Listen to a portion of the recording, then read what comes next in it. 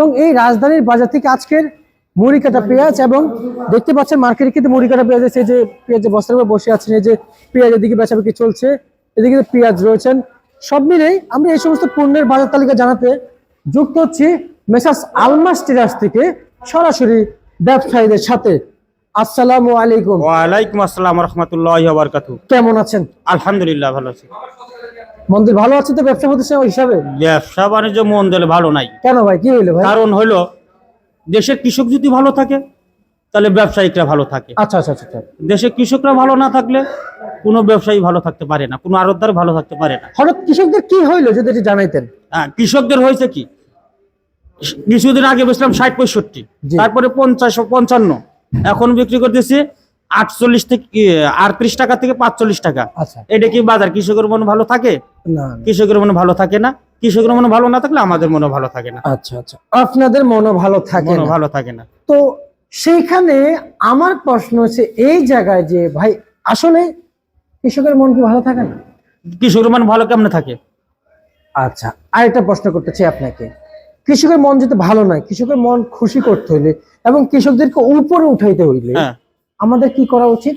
আমাদের করানো উচিত হলো ফার্স্টে এই যেগুলি যে সার, কীটনাশক, জৈব সার এগুলি আছে, এগুলির দাম কমাইতে হবে। আচ্ছা, 2 নম্বর আপনার যে সরকার কৃষকের দিকে নজর দিতে হবে। আচ্ছা, তারপর বাইরের যেগুলি এলসি পেঁয়াজ গুলি আসতেছে, আইপি দিচ্ছে, এগুলি বন্ধ করতে হবে। আচ্ছা, হ্যাঁ, সর্বোপরি আমার কথা যে আপনারা এলসি বয়কট করুন। এলসি সার্বিকভাবে আমি সব প্রথমে বলবো, আপনারা এলসি বন্ধ করেন, দেশে কৃষক বাঁচান। দেশে কৃষক বাঁচলে দেশ বাঁচবে, আর দেশ বাঁচলে আমরা যারা ব্যবসায়িক আছি এরা সবাই বাঁচবে। আচ্ছা আচ্ছা আচ্ছা আচ্ছা। মেসার্স এই আপনাদের এই আলমাস ট্রেডার্সে আমরা আজকে যা কৃষক দেখতে পাচ্ছি, পেয়েছি, মাশাআল্লাহ খুব ভালো ঘর হিসাবে। এত কৃষক থাকার কথা ছিল না, কিন্তু যা কৃষক দেখলাম আপনাদের এই আলমাস ট্রেডার্সকে আমি ফলো করে আরো কয়েকটা ঘরে ঢুকেছি। অগণিত কৃষক, অগণিত পেঁয়াজ, কিন্তু বিক্রি হচ্ছে, এলসির চাহিদা নাই। তাহলে কেন আমার বছরে ডলার খরচ করে, তাহলে কেনই বা যেটা চাহিদা দেয় বাংলাদেশে কম, সেটা কেন আনবে? এই জায়গায় তো মেন সমস্যা। আমাদের বাঙালিরাও আছে এলসি কিন্তু খাইতেছে না, এলসি কম খাইতেছে। জি, তাহলে যেহেতু বাঙালি এলসি খাইতেছে না, আমরা বাংলাদেশি পেঁয়াজ বাঙালিরা খাইতেছে, তাহলে আমার বাইরে পেঁয়াজের দরকারটা কি আনার? না, আমার তো কোনো প্রয়োজন নাই, কোনো প্রয়োজন নাই। আমি তো আমার পকেটের টাকা খরচ করব না। কেন? আমার নিজের পকেটের টাকা, আমার পকেটের টাকা আমি আপনাকে দিব না ভাই? আপনার পকেটের টাকা কি আমাকে দিবেন না। তাহলে আমি কেন আমার দেশের টাকা আরেক দেশে দিব? জি, যখন আপনার পকেটে টাকা আমার কাছে আসবে তখন আমি আপনাকে কিছু দিতে হইব। হ্যাঁ, তখনই না, তখন তো আপনি আমাকে দিবেন, তার আগে দিবেন। জি, তখন ওনারা এলসি দিচ্ছে, আমরা টাকা দিচ্ছি। হ্যাঁ, কিন্তু যেখানে যখন আপনার পকেটে যখন আপনার যে আপনি আমার কাছে যে পণ্যটা কিনবেন সেটা আপনার কাছে আছে, কিন্তু তারপর আমি আপনাকে দিতে চাচ্ছি, আপনি নিতে চাচ্ছেন না, কিন্তু আপনার জনগণ নিতে চাচ্ছে না, তাহলে আপনি নিয়ে কি করবেন? জনগণের ক্ষতি করলেন, জনগণের ক্ষতি, কৃষকের ক্ষতি হয়ে গেল। আচ্ছা আচ্ছা, কৃষকের বিশাল ক্ষতি। আসলে আমাদের সরকার, এখন কি বলবো, এই সরকার কিছু কিছু ওই যে বর্ডারে আমলা কামলা বসা থুয়ে দিছে, এরাই কি পাইছে মনে করে, টাকাটাই অনেক কিছু মনে করে, দেশের কথা চিন্তা করে না, দেশের কৃষকের কথা ভাবে না। যদি দেশের কৃষকের কথা ভাবতো তাহলে এই 2 লাখ 3 লাখ টাকা ঘুষ খেয়ে আর এই যে এই এলসির অনুমোদন দিত না, আইপির অনুমোদন দিত না। আচ্ছা আচ্ছা, কৃষকের কথা এরা ভাবতো, দেশের কথা এরা ভাবতো। অরিজিনালি ভাবে এরা দেশের কথা ভাবে না, দেশের কথা চিন্তা করে না। আচ্ছা ভাই, আমার কাছে আরেকটা তথ্য এসেছে, প্রশ্ন আছে। কৃষকের কাছ থেকে এরা ক্রয় করেছে। কৃষক বলেছে এবছর অধিকাংশ কৃষক পেঁয়াজ আবাদ ছেড়ে দিয়েছে, অন্যান্য পণ্যের দিকে, পাটের দিকে নির্ভরশীল হইতেছে, কারণ গেলে বছর লস খাইছে। হ্যাঁ, কিন্তু ডক্টর ইউনূসকে দেখে সবাই, কৃষকরা নাকি বললো যে ডক্টর ইউনূসকে দেখে আমরা আগ্রহী হয়েছিলাম যে আসলে উনি কৃষকদেরকে দেখবে। উনি বাণিজ্য মন্ত্রণালয় যতই কিছু করুক, সরকার না পারমিশন দিলে উনি কিছু করতে পারবে না। কিন্তু এখন কৃষক বলছে যে আমরা যার উপর ভরসা করলাম সেই আমাদের এই ক্ষতিটা করে দিল। আসলে এটা তো সুন্দর কথা বলছেন, কারণ ফার্স্টে কিন্তু ডক্টর ইউনূস আমার কাছে মনে হয়েছিল যে ইউনূস মনে হয় যে কৃষক বান্ধব। হ্যাঁ, কিন্তু পরবর্তীতে যখন এই যে মুড়ি কাটা পেঁয়াজের ভরা মৌসুম, তখন এই যে এলসির অনুমোদন দিল, আইপির অনুমোদন দিল, তখন তো আমার মনে হয় না সে কৃষকের বান্ধব। আচ্ছা আচ্ছা, কারণ সে যদি কৃষকের বান্ধব হইতো তাহলে এই যে এলসির অনুমোদন জীবনেও দিত না। শুধু সরকার যদি কৃষকের কথা ভাবতো চিন্তা করতো, তাহলে পরে এলসির অনুমোদন জীবনেও দিত না। দিত না। আপনি একটা জিনিস মনে করেন, সামান্য আসলে সবকিছুতেই রাজনীতি ঢুকে গেছে, ঘুষ খায়, সুদ খায়, এরা খাইতে হতে বাঙালির হয়ে গেছে অভ্যেস। আচ্ছা, কিন্তু ভারতের ভিতরে এই জিনিসটা নাই। ভারতের সবকিছুই ওদেরটা ওরা ভাবে, অন্যটার কিন্তু ভাবে না। ভারত এইবার এবার আসেন, হ্যাঁ এবার আমি বলি, হ্যাঁ যেটা ভারত হুম ভারত ওনাদের কৃষকদের দিকে চাচ্ছে, হ্যাঁ, আমাদের কি ক্ষমতা নেই আমাদের কৃষকদের দিকে চাওয়ার? অবশ্যই ক্ষমতা আছে, আছে, আমাদের ক্ষমতা আছে, কিন্তু আমরা করি না। করি না। এই যে আমরা ক্ষমতার অপব্যবহার করি। অপব্যবহার করি। এই যে আপনি জানেন হ্যাঁ যে আমাদের দেশে যে ক্রিকেটার হ্যাঁ মোস্তাফিজুর রহমান, হ্যাঁ, এটা নিয়ে আমি বলতে চাইছিলাম আপনাকে। এই যে আমাদের দেশের যে ক্রিকেটার একজনই কিন্তু চান্স পাইছিল, মোস্তাফিজুর রহমান, আইপিএল এর নিলামের মাধ্যমে। হ্যাঁ, তা কিন্তু ডাইকে নিছে কারাকারির ওনারা কিন্তু মাধ্যমে। আমাদেরকে অপমান করলো। হ্যাঁ, এই যে আমাদের অপমান করলো, মোস্তাফিজুর রহমানকে বয়কট করছে। এবং কে কেয়ারের যে মালিক যে শাহরুখ খান, ওনাকেও বলে মৃত্যুর হুমকি দিছে। আচ্ছা, আমরা যদি এবার বলি, সেখানে আমরা কৃষকদেরকে যদি স্বাবলম্বী করে যদি তাদের পেঁয়াজ যদি আমরা যদি রুখে দেই, তাদের পেঁয়াজ আমরা না বলি না বন্ধ স্টপ শেষ আর লাগবে না, আমাদের জবাব তো একটাই, আমার কাছে মনে হয় আমাদের জবাব একটাই, আমরা ওনাদের সবকিছু বয়কট করি। আমরা ওনাদের এই Indian page LT page boycott করে দেই।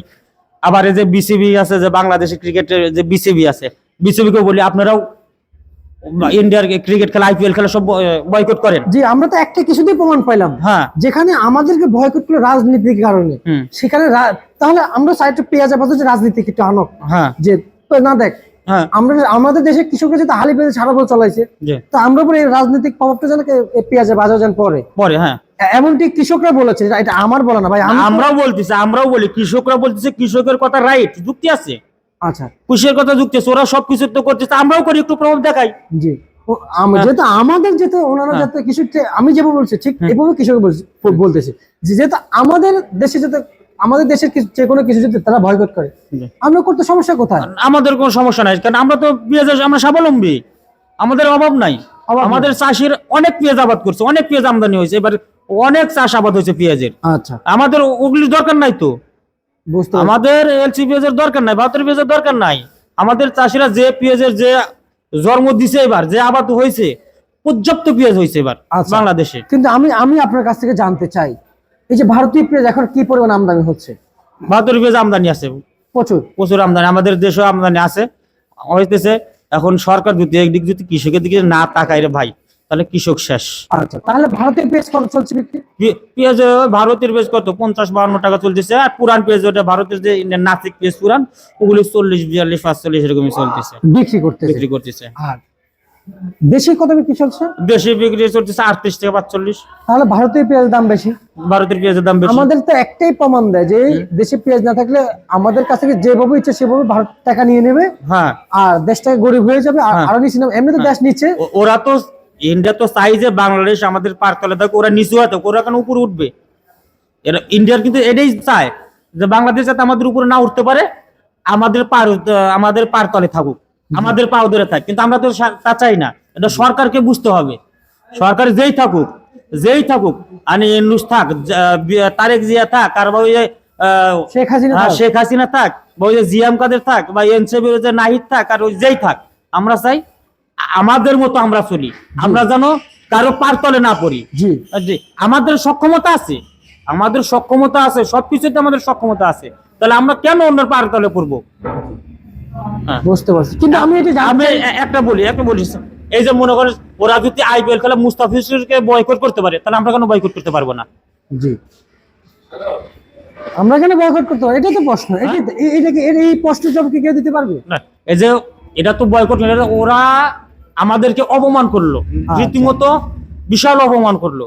এখন বাংলাদেশের যে ক্রিকেট বোর্ডের যে বিসিবি আছে, আমিনুল ইসলাম বুলবুল সাহেব, ওনারা কি করবে এখন, এটা হলো ওনাদের সিদ্ধান্ত। আচ্ছা, আমাদের এই মোস্তাফিজের কথাটা ভারতের পণ্য নিয়ে কিন্তু কথাটা উঠছে। হ্যাঁ, ভারতের পণ্য নিয়ে কথাটা উঠছে, কিন্তু ওনারা যদি না করতো তাহলে কি মোস্তাফিজের নিয়ে কথা বলছিল না? কারণ ও কোন খেলাও খেলতেছে, আর আমাদের পেজ আমাদের আসতেছে। এখন আমরা যদি ভয় করতে ভাই, দুদিন আগে পায়ে ধরলো শুনলাম, রাস্তার পেঁয়াজ ঢেলে দিল ভারত, রাস্তার পেঁয়াজ ফেলে দিছে, তারপরে ওই যে মানুষ পুরায় না, ওরকম পেঁয়াজ দাহ করেছে, পেঁয়াজ পুরাইছে রোডে ফেলায়, পায়ে ধরা বাকি ছিল। হ্যাঁ, পায়ে ধরা বাকি লাস্টে ছিল। তাদেরকে যে বাঁচাইছিল আমাদের হ্যাঁ। ইউনিট সরকার, হ্যাঁ, কিন্তু তারাই এখন এখন আমাদের সাথে বেমানিটা করছে। বেমানিটা করতেছে। আচ্ছা, যেহেতু ভারতের রসুনের দাম বেশি, বাংলাদেশ থেকে রসুন নেয়, নেক আলু নেয়, নেক, কিন্তু ওরা কিন্তু নিতেছে, বাংলাদেশ থেকে রসুন নিতেছে না। তাই এটা সরকারকে ভাবতে হবে, কারণ ওখানে যে তুই ইন্ডিয়ান রসুনের দাম বেশি হয়, তাহলে আমাদের বাংলাদেশের রসুনের দাম কম, কম, তাহলে এখান থেকে ওরা নেক, কিন্তু আমাদের ওরা নেয় না, ওনারা দেয়, ওনারা দেয়। দেয়। আমাদের এটা ফলো করতে এটা হবে। ফলো করতে হবে, এটা বুঝতে হবে। বাংলাদেশের সরকারে যেই থাকুক, আমি ওনাদেরও বলবো ওনারা যেন এই জিনিসটা ফলো করে। আচ্ছা আচ্ছা আচ্ছা, তা বাংলাদেশের বাজার, আমরা ভারতের পণ্য নিয়ে আর কথাই বলবো না, আমরা যদি বলি দেশের বাজারে রসুন কত চলছে? দেশের রসুন কত? দেশের রসুন আছে 40 টাকা থেকে 70 টাকা, আচ্ছা, আর আলু কত চলছে? আলু চলছে 17 থেকে 20 টাকা। একবার সীমিত দাম। হ্যাঁ, গেল বছর একবারে সীমিত। আমরা প্রায় 40 টাকা দিয়ে খাইছি। 40-42 টাকা। ভারতের ভারতের ভারতের আলু আলু এই যে আলু, ভারতের আলু 40-42 টাকা গেল বারো খাইছি, খাইছি। কিন্তু এবার কিন্তু আলুর কিছুদিন আগে কিন্তু 8 টাকা 10 টাকা ছিল আলু। জি জি, তাও আমাদের দেশে যেগুলো আসে আইসে পৌঁছে যাইতো, জি, ভারতে এক হাঁটু পানি, ওই পানিতে থেকে আলু উঠে আম করে দিছে, দিছে। হ্যাঁ, সেগুলো আমাদের সরকার নিয়ে আসলো। নিয়ে আসছে। তো এগুলো কি আসলে যৌক্তিক কিনা? না, এগুলা সম্পূর্ণই অযৌক্তিক, সম্পূর্ণই অযৌক্তিক। দেশের যে আলু পরিস্থিতি, আচ্ছা দেশের আলু আমরা কি 30-35 টাকা কেজি খাইতে পারি না? অবশ্যই। সমস্যা আছে আমাদেরকে। এটা কি আমাদের বাংলাদেশের যে জনগণ আছে, সাধারণ ক্রেতা আছে, এই 30-35 টাকা এটা কি আমাদের করে ক্ষমতার বাইরে? না, আমার মনে হয় আমার আমার মনে হয় চালের দাম বেশি। হ্যাঁ, চালের এগুলো ক্ষমতার ভিতরে। 1 কেজি চাউলের দাম কত? 80-90 টাকা, 80-90 টাকা চাউলের দাম। এটা হলো নিত্য প্রয়োজনীয় জিনিস আলু। জি আলু তো সব জিনিসেই লাগে, জি আলু পেঁয়াজ এগুলো সব জিনিসেই। জি, হ্যাঁ, তাহলে এগুলোর উপরে সরকার কেন নজর দেয় না? বুঝতে পারছি। আসলে এটা আমরা তাদের কাছে এগুলো আবার প্রশ্ন রেখে দিলাম। হ্যাঁ, এখন আমার প্রশ্ন হলো সরকারের কাছে, ওনারা এই আলু পেঁয়াজের দিকে নজর দিবে কি দিবে না? আমি চাই অতিরিক্ত এগুলোর উপরে, আলু রসুন পেঁয়াজ এগুলো সরকার একটু নজর দিক। ভারতে দেখেন কৃষকের উপরে, ভারত কিন্তু কৃষকের ভর্তুকি দেয়, বাংলাদেশ সরকার কি দেয়? না, দেয় না। দেয় না। তাহলে এটা কৃষকের উপরে সরকারের নজর দেওয়া উচিত। আমি চাবো সরকার কৃষকের উপর, যে সরকারি ক্ষমতায় আসুক, অর্থাৎ 2 মাস পর ফেব্রুয়ারির ভিতরে হয়তো নির্বাচন, ফেব্রুয়ারির 12-13 তারিখে নির্বাচন। তা আমি চাবো যে সরকারি ক্ষমতায় আসুক আর যেই থাকুক, এটা সরকার, সেই সরকারকে বলবো যে তারা যেন কৃষকের দিকে একটু নজর দেয়। আচ্ছা, ঠিক আছে, আপনাকে অসংখ্য ধন্যবাদ। এই ছিল আজকে সর্বশেষ বাজার তালিকা।